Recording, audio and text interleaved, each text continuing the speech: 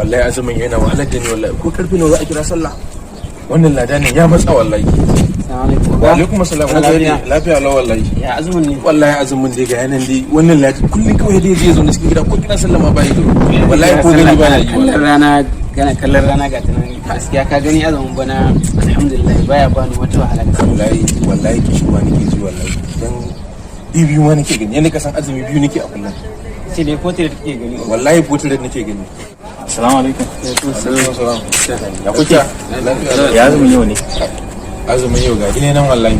A me fa wallahi kishirwa nake ji wallahi. Kishirwa kuma? Wallahi kishirwa nake ji sosai wallahi. A to amma me ya jawo haka din? Wallahi to ni dai ga dai nan ina dai tashi in yi sahur ina cin soyayyen dankali wanda ya sha mai. Ina cin kwai komi ina ci wanda zai gina jiki. Ai tunan dan madara ne. Na aka samu matsala. Ai a lokacin sahur ya kamata a ce ka goji abubuwa masu maiko saboda suna sa kishirwa sosai.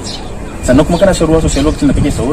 Wallahi dai ni ba wani cikin shan ruwa nake ina dai shan rabin kofi. A ya kamata ka ringa shan ruwa akalla kofi 2 a duk lokacin da kai sahur.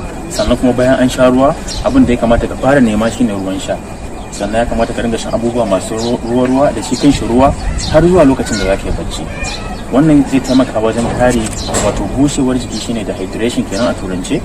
Sannan kuma zai sa ka daina jin kishirwa sosai a lokacin da kake azumi.